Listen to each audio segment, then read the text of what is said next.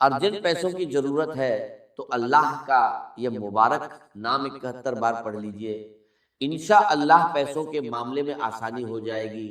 ایک بار آزما کر ضرور دیکھ لیجئے گا۔ ناظرین، جب بھی پیسوں کی ضرورت پڑ جائے تو گھبرانے کی ضرورت نہیں، پریشان ہونے کی ضرورت نہیں۔ تھوڑی ضرورت ہو یا زیادہ، بس آنکھیں بند کر کے آپ نے اللہ کا یہ پاک نام پڑھنا شروع کر دینا ہے۔ انشاءاللہ دھیرے دھیرے آپ کے لیے راستے بننے لگیں گے اور رزق میں برکت آئے گی۔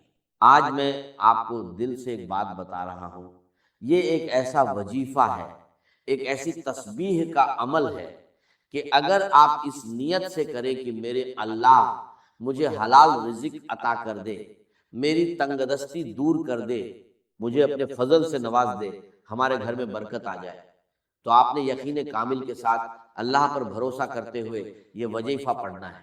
انشاءاللہ اللہ اپنے بندے کو کبھی مایوس نہیں کرتا۔ بس جس بندے کو بھی ضرورت ہو وہ یہ وظیفہ شروع کر لے۔ اس میں دن کی کوئی قید نہیں کہ آپ نے ہفتے کو ہی کرنا ہے یا پیر کو ہی کرنا ہے، جس وقت بھی دل چاہے کر لے۔ سارا دن، سارے لمحے، ہر ایک پل اللہ ہی کا بنایا ہوا ہے، بس اسی کی بارگاہ میں بیٹھ کر پڑھنا شروع کر دیجیے۔ یہ بے حد اہم عمل آپ کو بتا رہا ہوں، ایک ایسا خاص عمل جس کے بارے میں شاید بہت کم لوگ بتاتے ہیں۔ جسے یہ بات سمجھ آ گئی، انشاءاللہ اس کے حالات بدلنے لگیں گے۔ یہ اتنا مجرب اور اتنا اثردار عمل ہے کہ یہ وظیفہ پڑھنے سے دل کو سکون ملتا ہے اور اللہ کی مدد کا سلسلہ شروع ہو جاتا ہے۔ آج اگر آپ اپنے رزق میں برکت چاہتے ہیں تو میرا رب ضرور آپ کو نوازے گا۔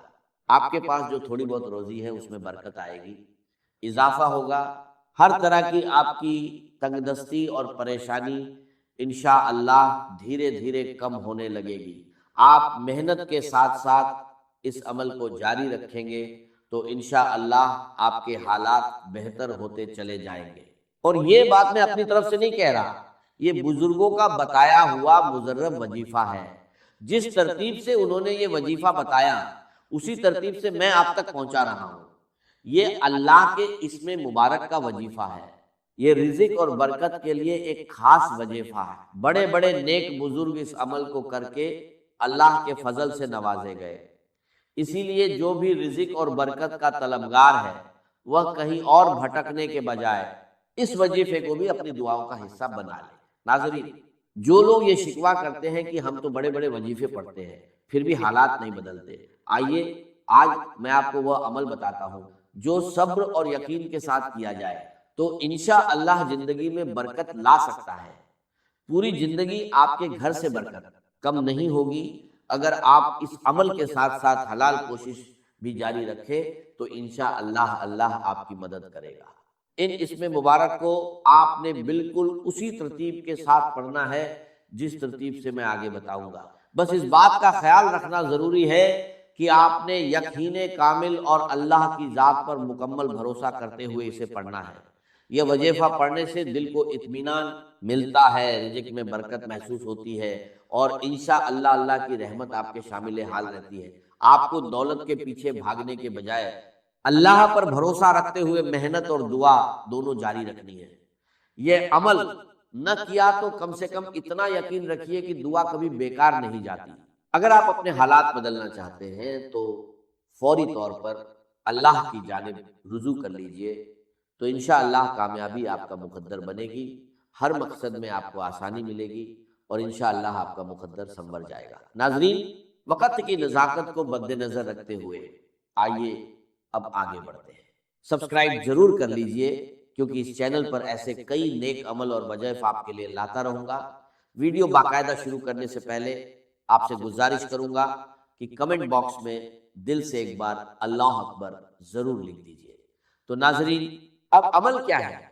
کسی بھی دن، کسی بھی نماز کے بعد آپ کو جب اور جہاں جیسے بھی وقت مل جائے باوجود مصلی پر بیٹھ کر آپ نے سب سے پہلے نبی کریم صلی اللہ علیہ وسلم کی ذات مبارکہ پر 11 بار درود پاک پڑھنا ہے۔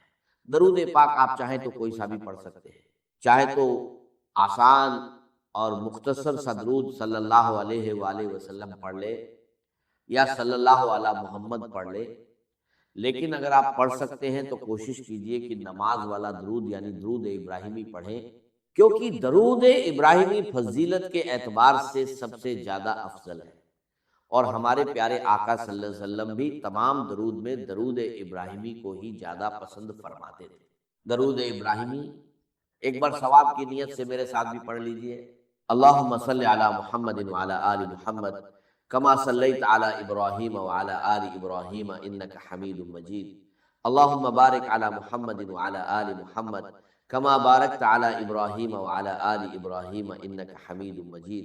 11 بار درود پاک پڑھنے کے بعد آپ نے سب سے پہلے اپنے مقصد کی نیت کرنی ہے۔ اگر آپ کرائے کے مکان میں رہتے ہیں اور اپنا ذاتی گھر چاہتے ہیں تو گھر کے لیے دعا کر لیجئے۔ اگر سواری کی ضرورت ہے تو اس کے لیے مانگ لیجئے۔ اگر بہت کوشش کے باوجود نوکری نہیں مل رہی تو نوکری کے لیے پڑھ لیجئے، من پسند شادی کے لیے، قرض سے نجات کے لیے، یا جو بھی آپ کی حاجت ہو اس کے لیے دل سے دعا کر لیجئے۔ آج نیت کر کے بیٹھیے اور مایوس ہونے کے بجائے اللہ کی رحمت پر بھروسہ رکھیے۔ انشاءاللہ اللہ اپنے بندے کی محنت اور دعا کو کبھی ضائع نہیں کرتا۔ اپنے تمام مقاصد کی نیت کرنے کے بعد آپ نے ایک بار تعوذ اور ایک بار تسمیہ، یعنی اعوذ باللہ من الشیطان الرجیم بسم اللہ الرحمن الرحیم پڑھنا ہے اور وظیفے کا آغاز کر دینا ہے۔ سب سے پہلے نمبر پر جو وظیفہ آپ نے پڑھنا ہے وہ ایک قرآنی سورت کا وظیفہ ہے، اور وہ قرآنی سورت سورۃ الکوثر ہے۔ ناظرین، سورۃ الکوثر ایک بے حد بابرکت سورہ، ایک مبارکہ ہے جس کے پڑھنے سے انشاءاللہ کاروبار کی تنگی، اولاد کے رشتوں کی رکاوٹیں اور نظر، عیبت جیسے مسائل میں کمی محسوس ہوتی ہے۔ ناظرین، سورۃ الکوثر کے پڑھنے سے انشاءاللہ حالات میں بہتری آتی ہے اور راستے کھلنے لگتے ہیں۔ سورۃ الکوثر قرآن پاک کی سب سے چھوٹی سورت ہے لیکن اس کے فضائل بے شمار ہیں۔ بسم اللہ الرحمن الرحیم، انا اعطیناک الکوثر فصل لربک وانحر ان شانئک هو الابتر۔ ناظرین، سورۃ الکوثر کو آپ نے صرف 11 بار پڑھنا ہے۔ آج سورۃ الکوثر کو صرف 11 بار پڑھنے سے انشاءاللہ کاروبار کی بندشوں میں، بیٹی کے رشتے کی رکاوٹوں میں اور گھر کے مسائل میں انشاءاللہ کمی آنے لگے گی۔ دکان، دفتر اور کاروبار پر اللہ کی حفاظت کا سایہ رہے گا۔ آپ نے سورۃ الکوثر کو بڑی توجہ اور پورے خلوص نیت کے ساتھ صرف 11 بار پڑھنا ہے۔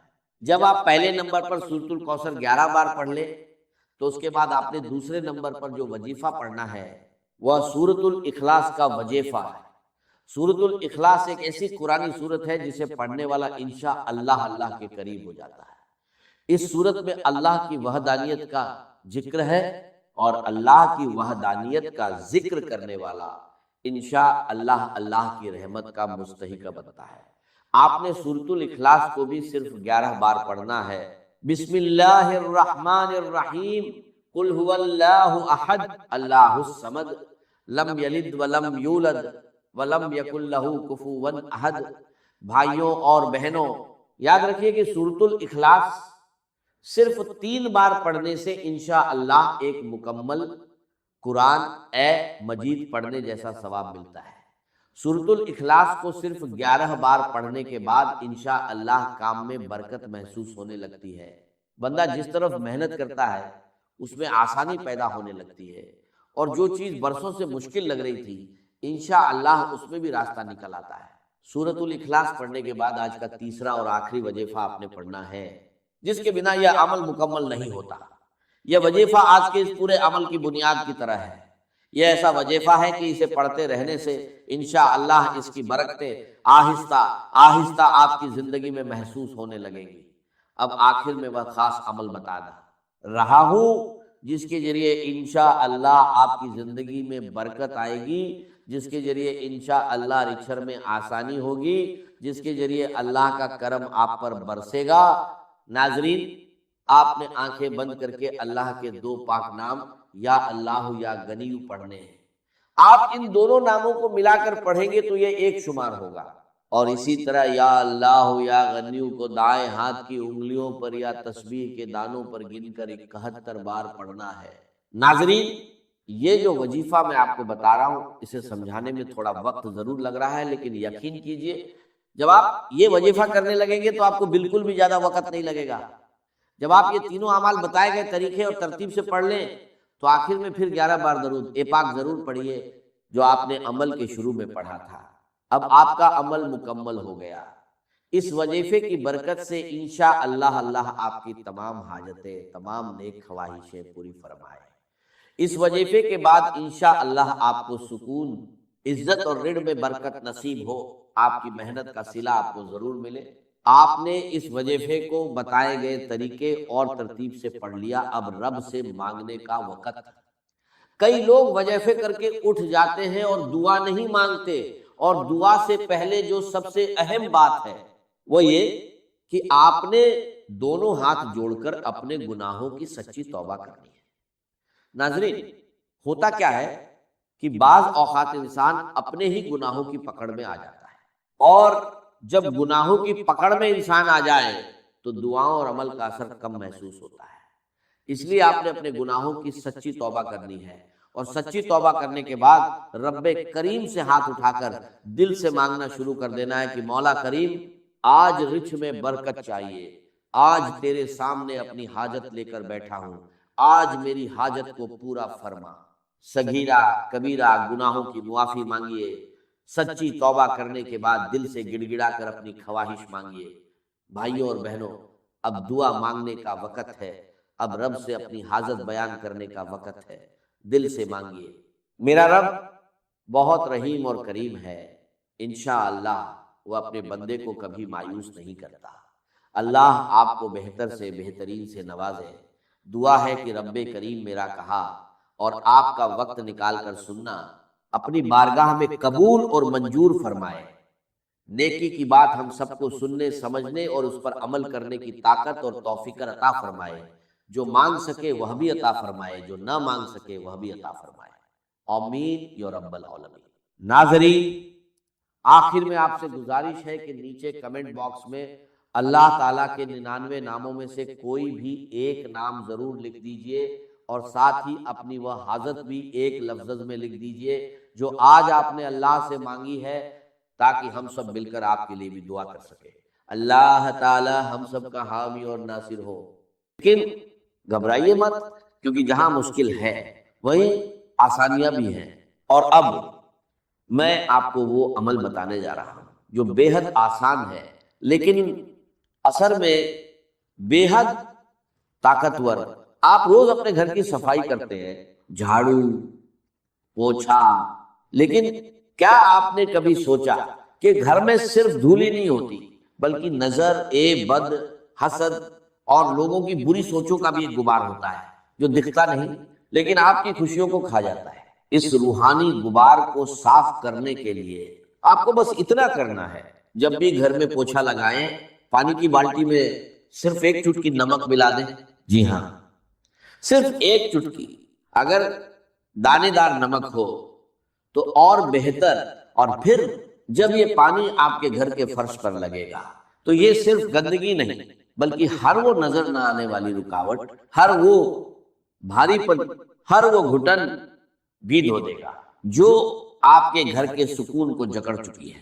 خاص طور پر اگر آپ کو لگتا ہے کہ گھر میں داخل ہوتے ہی دل گھبراتا ہے، سانس بھاری ہو جاتی ہے، تو سمجھ لیجئے یہ عمل آپ کے لیے ہی ہے، یا سر میں درد شروع ہو جاتا ہے تو ایسے لوگ یہ عمل لازمی کریں۔ بس ایک احتیاط رکھنی ہے کہ یہ عمل جمعرات کے دن نہیں کرنا۔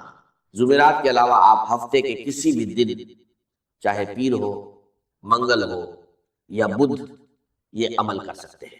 جب آپ نمک ملے پانی سے پوچھا لگائیں گے تو آپ کو پہلے ہی دن محسوس ہوگا کہ گھر کی فضا ہلکی پھلکی ہو گئی ہے، جیسے کسی نے کھڑکی کھول کر تازہ ہوا کو اندر آنے کی اجازت دے دی ہو۔ یہ نمک ان تمام زہریلے اثرات کو کاٹ دیتا ہے جو حسد کرنے والوں نے یا بدخواہ لوگوں نے آپ کے گھر کی طرف بھیجے ہوتے ہیں۔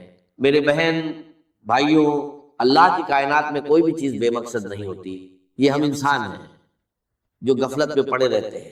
نمک کے پانی کا یہ پوچھا دراصل آپ کے گھر کی روحانی صفائی ہے۔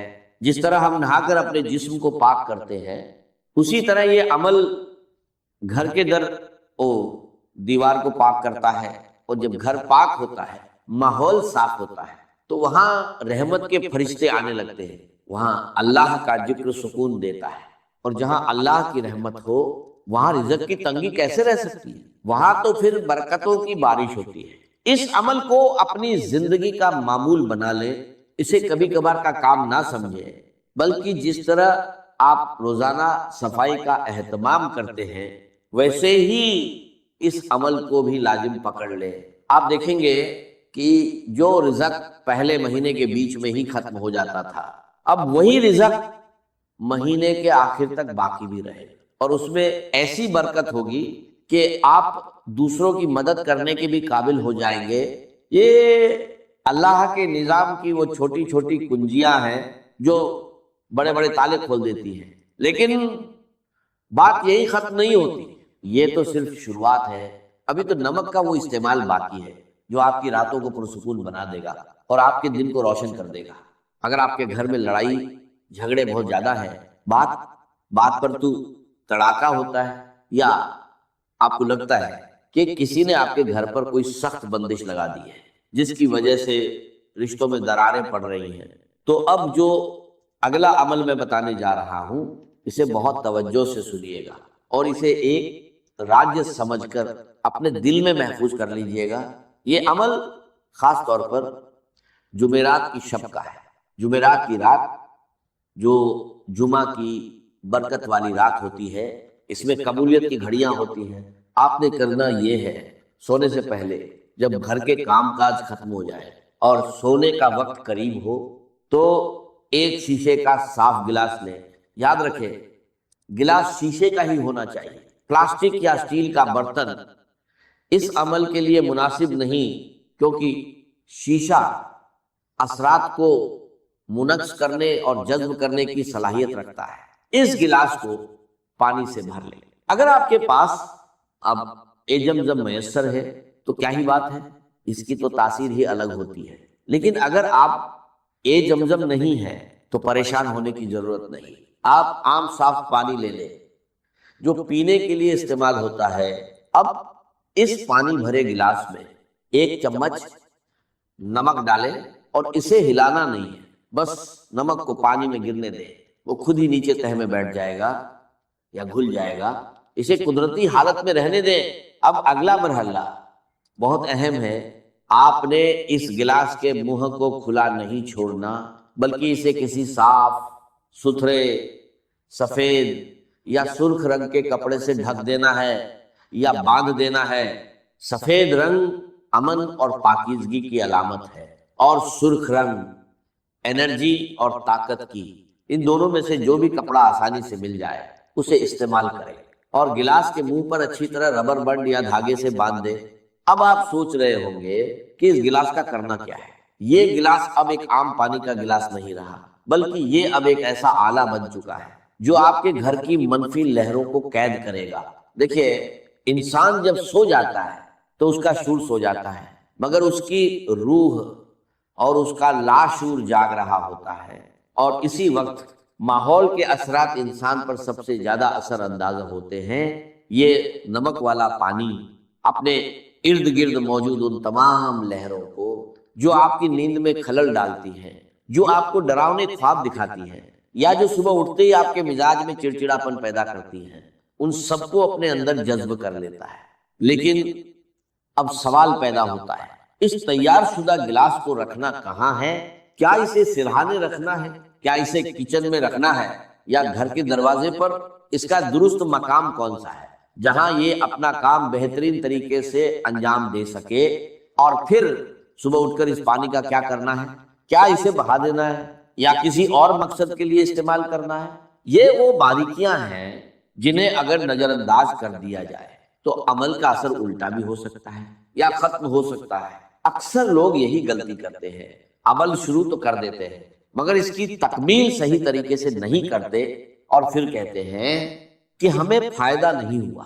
میں نہیں چاہتا کہ آپ سے کوئی ایسی کوتاہی ہو، اس لیے اگلے حصے میں آپ کو بتاؤں گا کہ اس گلاس کو رکھنے کی اصل جگہ کون سی ہے اور کتنے دن بعد اسے بدلنا ہے، تاکہ آپ کے گھر سے بندشوں کا مکمل خاتمہ ہو سکے، اور ساتھ ہی نمک کے وہ مزید دو حیرت انگیز استعمال جو آپ کی ذاتی زندگی کی کایا پلٹ دیں گے، بس دل کو تھامے رکھیے، کیونکہ بات اب بہت گہری ہونے والی ہے۔